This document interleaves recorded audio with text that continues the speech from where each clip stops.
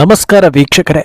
ವೈರಿ ದೇಶಕ್ಕೆ ತಕ್ಕ ಪಾಠ ಕಲಿಸೋ ಹೊತ್ತಲ್ಲಿ ಪಂಜಾಬ್ನ ಆಪ್ ಸರ್ಕಾರ ಇಡೀ ಭಾರತವೇ ಬೆಚ್ಚಿ ಬೀಳೋ ಕೆಲಸಕ್ಕೆ ಕೈ ಹಾಕಿ ಸುದ್ದಿ ಆಗ್ತಾ ಇದೆ. ಪಕ್ಕದ ಹರಿಯಾಣಗೆ ಒಂದೇ ಒಂದು ಹನಿ ನೀರು ಬಿಡೋದಿಲ್ಲ ಅಂತ ಪಂಜಾಬ್ ರೆಸಲ್ಯೂಷನ್ ಪಾಸ್ ಮಾಡಿದೆ. ಇದ್ದಕ್ಕಿದ್ದ ಹಾಗೆ ಈ ಇಶ್ಯೂ ಶುರುವಾಗೋದಕ್ಕೆ ಕಾರಣ ಹುಡುಕ್ತಾ ಹೋದಾಗ್ಲೇ ಆತಂಕಕಾರಿ ವಿಚಾರಗಳು ಬಯಲಾಗ್ತಾ ಇರೋದು.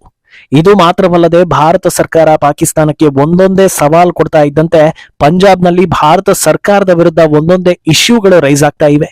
ಇದು ಭಾರತದ ಒಳಗಿರೋ ಶತ್ರುಗಳು ಯಾರು ಅನ್ನೋ ಚರ್ಚೆಗೆ ದಾರಿ ಮಾಡಿಕೊಡ್ತಾ ಇದೆ. ಇಂಥ ಶತ್ರುಗಳನ್ನ ಶತಕದಿಂದಲೂ ಭಾರತ ಸಾಕಿಕೊಂಡು ಬಂದಿದೆ ಅನ್ನೋದು ವಾಸ್ತವ. ಆದ್ರೆ ಇತ್ತ ಪಾಕ್ ವಿರುದ್ಧ ತಿರುಗಿ ಬಿದ್ದಿರೋ ಮೋದಿ ಸರ್ಕಾರ ಬಿಟ್ಟು ಆಟ ಆಡಿಸ್ತಾ ಇದೆ. ಇದೆಲ್ಲವನ್ನ ಒನ್ ಬೈ ಒನ್ ವಿವರಿಸ್ತಾ ಹೋಗ್ತೀವಿ. ಈ ವಿಡಿಯೋವನ್ನ ತಪ್ಪದೆ ಕೊನೆ ತನಕ ನೋಡಿ. ಅದಕ್ಕೂ ಮುನ್ನ ಮೀಡಿಯಾ ಮಾನ್ಸ್ಟರ್ ಚಾನಲ್ ಅನ್ನ ತಪ್ಪದೆ ಸಬ್ಸ್ಕ್ರೈಬ್ ಮಾಡಿ. ಎಸ್, ಪ್ರಪಂಚ ಕಣ್ಣು ಬಿಡೋದಕ್ಕಿಂತ ಮುನ್ನವೇ ಸಂಸ್ಕೃತಿ, ನಾಗರಿಕತೆ, ವಿಜ್ಞಾನ, ವಿದ್ಯೆ ಎಲ್ಲಪ್ಪ ಇತ್ತು ಅಂತ ಕೇಳಿದ್ರೆ ಶಿಕ್ಷಣ ಪಡೆದ ಒರಿಜಿನಲ್ ಭಾರತೀಯರು ಹೇಳೋದು ಭಾರತದಲ್ಲಿ ಅಂತ ಮಹಾನ್ ದೇಶದಲ್ಲಿ, ಅಂತ ಮಹಾನ್ ಪುಣ್ಯ ಭೂಮಿಯಲ್ಲಿ, ಸನಾತನ ಧರ್ಮದಲ್ಲಿ ಹುಟ್ಟಿ ಅದೇ ದೇಶಕ್ಕೆ ಧರ್ಮಕ್ಕೆ ದ್ರೋಹ ಬಗಿತಾ ಇರೋ ಜನರು ಇದ್ದಾರೆ ಅಂದ್ರೆ ಅದು ದುರಂತ. ಈ ರೀತಿ ಒಳ ಶತ್ರುಗಳಿಂದಲೇ ಬ್ರಿಟಿಷರು 200 ವರ್ಷಗಳ ಕಾಲ ಆಳಿದ್ದು, ಎಲ್ಲೆಲ್ಲಿಂದಲೋ ಬಂದ ರಾಕ್ಷಸರು ಇಲ್ಲಿನ ಜನರನ್ನ ಮತಾಂತರ ಮಾಡಿದ್ದು ಇದೆಲ್ಲವೂ ಕಣ್ಣ ಮುಂದೆಯೇ ಇದೆ. ಸರಿ, ಇಷ್ಟೆಲ್ಲ ಅನುಭವಿಸಿದ ಮೇಲೆ ಏನಾದ್ರೂ ಬುದ್ಧಿ ಕಲಿತ್ರ ಅಂತ ಕೇಳಿದ್ರೆ ಖಂಡಿತ ಇಲ್ಲ ಅನ್ನೋದಕ್ಕೆ ಎಷ್ಟು ಬೇಕಾದ್ರೂ ಉದಾಹರಣೆಗಳು ಕಾಣಿಸ್ತಾ ಹೋಗುತ್ತವೆ. ಈಗ ಇದ್ದಕ್ಕಿದ್ದ ಹಾಗೆ ಪಂಜಾಬ್ ಹಾಗೂ ಹರಿಯಾಣ ನಡುವೆ ಸಮಸ್ಯೆಯೊಂದು ಶುರುವಾಗಿದೆ. ಅದು ನೀರಿನ ಇಶ್ಯೂ. ಎಷ್ಟು ದಿನ ಇಲ್ಲದ್ದು ಈಗ ಸಡನ್ ಆಗಿ ಯಾಕಾಯ್ತು ಅಂತ ಹುಡುಕುವಾಗ್ಲೇ ತಲೆ ಮೇಲೆ ಕೈ ಹೊತ್ತುಕೊಂಡು ಆತಂಕ ಪಡುವ ವಿಚಾರಗಳು ಬಯಲಾಗ್ತಾ ಇರೋದು. ಹರಿಯಾಣಗೆ ನೀರು ಕೊಡಲ್ಲ ಅಂತ ವಿಧಾನಸಭೆಯಲ್ಲಿ ರೆಸಲ್ಯೂಷನ್ ಪಾಸ್ ಮಾಡಿದ್ದಲ್ಲದೆ ಇದಕ್ಕೆ ಕಾರಣ ಏನು ಅನ್ನೋದನ್ನ ಸಿಎಂ ಭಗವಂತ್ ಮಾನ್ ಹೇಳ್ತಾ ಇದ್ದಾರೆ. ನಮ್ಮ ರಾಜ್ಯದಲ್ಲಿ ನೀರಿನ ಸಮಸ್ಯೆ ಇದೆ. ಪಂಜಾಬ್ನಿಂದ ಹರಿಯಾಣಗೆ ನೀರು ಕಳಿಸೋದಕ್ಕೆ ದೊಡ್ಡ ಮಟ್ಟದಲ್ಲಿ ಕ್ಯಾನಲ್ಗಳನ್ನ ನಿರ್ಮಿಸಲಾಗಿದೆ. ಈ ಕ್ಯಾನಲ್ಗಳಲ್ಲಿ ನೀರು ಬಿಟ್ಟಾದ್ಮೇಲೆ ಪಂಜಾಬ್ಗೆ ಉಳಿತಾ ಇರೋದು ಕೇವಲ 22% ನೀರು ಮಾತ್ರ.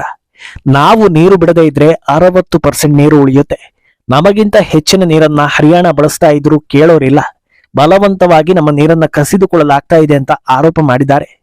ಅಂದಹಾಗೆ ಈ ಇಶ್ಯೂನಲ್ಲಿ ಪಂಜಾಬ್ ಸಿಎಂಗೆ ಅಡ್ವಾಂಟೇಜ್ ಆಗ್ತಾ ಇರೋದು ರೀಸೆಂಟ್ ಆಗಿ ಹೆಚ್ಚಿನ ಪ್ರಮಾಣದ ನೀರನ್ನ ಹರಿಯಾಣ ಡಿಮ್ಯಾಂಡ್ ಮಾಡಿತು ಅನ್ನೋದು. ಆದರೆ ಒಂದೇ ಒಂದು ಹನಿ ನೀರು ಬಿಡೋದಿಲ್ಲ ಅನ್ನೋ ಈ ನಿರ್ಧಾರ ಮಾತ್ರ ಪಾಕ್ ವಿಚಾರಕ್ಕೆ ತಗುಲು ಹಾಕಿಕೊಳ್ತಾ ಇದೆ. ಪಹಲ್ಗಾಮ್ ದಾಳಿಗೆ ಪ್ರತೀಕಾರದ ಸಲುವಾಗಿ ಮೋದಿ ಸರ್ಕಾರ ಕೈಗೊಂಡ ಮೊದಲ ನಿರ್ಧಾರವೇ ನೀರನ್ನ ಬಂದ್ ಮಾಡೋದು. ಅದರ ಎಫೆಕ್ಟ್ ಯಾವ ಮಟ್ಟದಲ್ಲಿ ಆಗ್ತಾ ಇದೆ ಅನ್ನೋದನ್ನ ಗೂಗಲ್ ಮಾಡಿ ನೋಡಿದ್ರೆ ಗೊತ್ತಾಗುತ್ತೆ.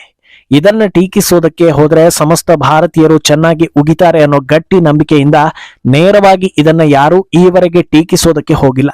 ಬದಲಾಗಿ ಯುದ್ಧ ಮಾಡಿ ಹಾಗೆ ಹೀಗೆ ಅಂತ ಬೇರೆ ಬೇರೆ ವಿಚಾರಗಳ ಮೂಲಕ ಮೋದಿ ಸರ್ಕಾರಕ್ಕೆ ಟಕ್ಕರ್ ಕೊಡ್ತಾ ಇದ್ದಾರೆ. ಈಗ ಈ ನೀರಿನ ಇಶ್ಯೂ ಕರೆಕ್ಟ್ ಆಗಿ ಸಿಕ್ಕಿದ್ದು ಬಿಜೆಪಿ ರಾಜ್ಯಕ್ಕೆ ಬುದ್ಧಿ ಕಲಿಸೋದಕ್ಕೆ ಇದಕ್ಕಿಂತ ಒಳ್ಳೆ ಐಡಿಯಾ ಇಲ್ಲ ಅನ್ನೋ ತೀರ್ಮಾನಕ್ಕೆ ಬರಲಾಗಿದೆಯಾ ಅನ್ನೋ ಅನುಮಾನ ಸೃಷ್ಟಿಯಾಗಿದೆ. ಅತ ಪಾಕಿಸ್ತಾನಕ್ಕೆ ನೀರು ತಪ್ಪಿಸಿದ್ರೆ ಇತ್ತ ಹರಿಯಾಣಗೂ ನೀರು ಸಿಗಲ್ಲ ಅನ್ನೋ ಸಂದೇಶವನ್ನ ಸಾರೋದಕ್ಕೆ ವ್ಯವಸ್ಥಿತವಾಗಿ ಪ್ಲಾನ್ ನಡೆದಿದೆಯಾ ಅನ್ನೋ ಚರ್ಚೆಗಳು ಶುರುವಾಗಿದೆ. ಅಂದಹಾಗೆ ಈ ಅನುಮಾನಕ್ಕೆ ಪುಷ್ಟಿ ನೀಡೋ ಇನ್ನೊಂದು ಘಟನೆ ಕೂಡ ನಡೀತಾ ಇದೆ.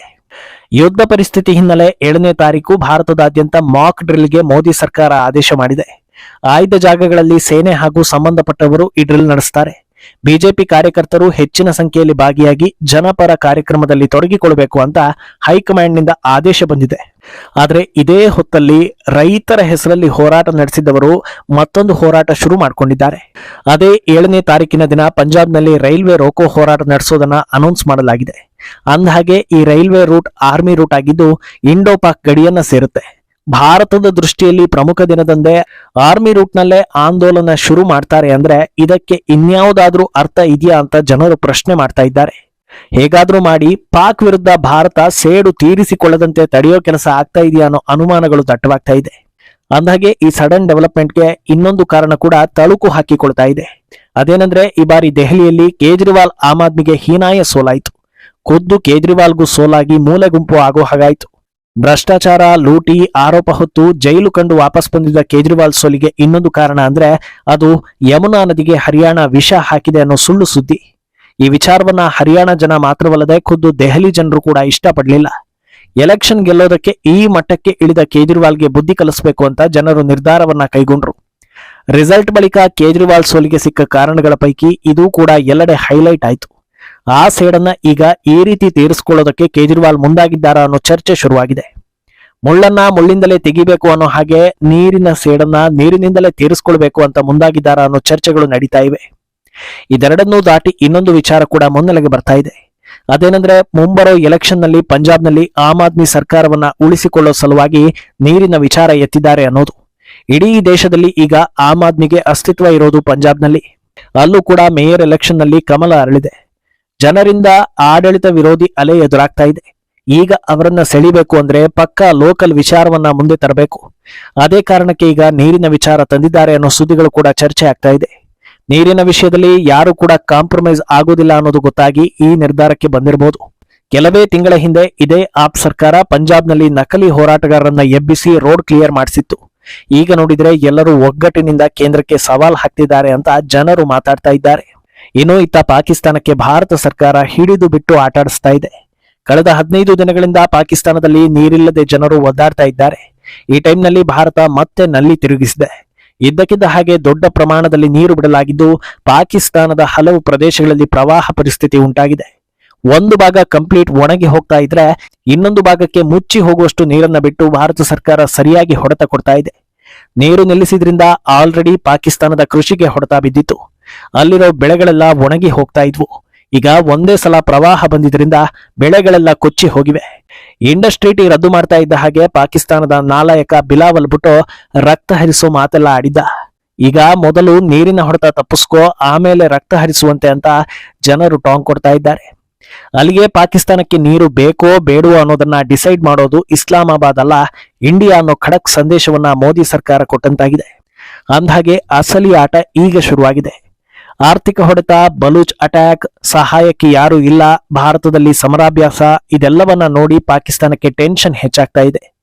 ಕ್ಷಮಿಸಿ ಬಿಡಿ ಅಂತ ಹೇಳೋ ಮನಸ್ಥಿತಿ, ಕೂದಲು ಕೆದರಿಕೊಂಡು ಯಾವುದೇ ಕೆಲಸ ಮಾಡದೆ ಸೋಂಬೇರಿಗಳಂತೆ ವಿದೇಶಿ ಫಂಡ್ಗಳಿಂದ ನಶೆಯಲ್ಲಿ ತೇಲಾಡೋ ಸ್ವಯಂ ಘೋಷಿತ ಬುದ್ಧಿವಂತರಿಗೆ ಅನ್ನಿಸಿದ್ರೂ ಅನ್ನ ತಿನ್ನುವವರಿಗೆ ಆ ಮನಸ್ಥಿತಿ ಬರ್ತಾ ಇಲ್ಲ. ವಾರ್ನಿಂಗ್ ಕೊಡೋದಕ್ಕೆ ಇದೇನು ಪಾಕಿಸ್ತಾನ ಮೊದಲ ಬಾರಿಗೆ ಈ ಕೆಲಸ ಮಾಡ್ತಾ ಇರೋದಲ್ಲ. ಪಾಪದ ಕೂಡ ತುಂಬಿದ ಮೇಲೆ ಇಂಥ ನಿರ್ಧಾರಗಳೇ ಸರಿ ಅಂತ ಶಿಕ್ಷಣ ಪಡೆದವರು ಹೇಳ್ತಾ ಇದ್ದಾರೆ. ಕ್ಷಣ ಕ್ಷಣಕ್ಕೂ ಪಾಕಿಸ್ತಾನದ ಪರಿಸ್ಥಿತಿ ಚಿಂತಾಜನಕ ಆಗ್ತಾ ಇದ್ದು ಭಾರತದ ಬಂದೂಕಿನಿಂದ ತಪ್ಪಿಸ್ಕೊಳ್ಳೋದಕ್ಕೆ ಇನ್ನೇನೆಲ್ಲ ಸರ್ಕಸ್ ಮಾಡಬಹುದು ಅನ್ನೋ ಕುತೂಹಲ ಎಲ್ಲರಲ್ಲೂ ಕಾಡ್ತಾ ಇದೆ. ಒಟ್ನಲ್ಲಿ ಪಂಜಾಬ್ ಸರ್ಕಾರದ ಅನಿರೀಕ್ಷಿತ ನೀರಿನ ಸಮಸ್ಯೆ ಹಲವು ಅನುಮಾನಗಳಿಗೆ ದಾರಿ ಮಾಡಿಕೊಡ್ತಾ ಇದೆ. ಆ ಅನುಮಾನಗಳಿಗೆ ಪುಷ್ಟಿಯನ್ನು ಕೊಡ್ತಾ ಇದೆ. ಇದೆಲ್ಲವನ್ನ ಎಲ್ಲರೂ ಗಮನಿಸ್ತಾ ಇದ್ದಾರೆ. ಆದ್ರೆ ಪಾಕ್ ವಿಚಾರದಲ್ಲಿ ಮೋದಿ ಸರ್ಕಾರ ಇಡ್ತಾ ಇರೋ ಹೆಜ್ಜೆ ನೋಡಿದ್ರೆ ಈ ಬಾರಿ ಇತ್ಯರ್ಥ ಮಾಡೋ ಎಲ್ಲಾ ಲಕ್ಷಣಗಳು ಎದ್ದು ಕಾಣಿಸ್ತಾ ಇವೆ. ಮುಂದೇನಾಗುತ್ತೆ ಅನ್ನೋದನ್ನ ಕಾದು ನೋಡ್ಬೇಕು. ಈ ಬಗ್ಗೆ ನಿಮ್ಮ ಅಭಿಪ್ರಾಯವನ್ನ ತಪ್ಪದೆ ಕಾಮೆಂಟ್ ಮೂಲಕ ತಿಳಿಸಿ.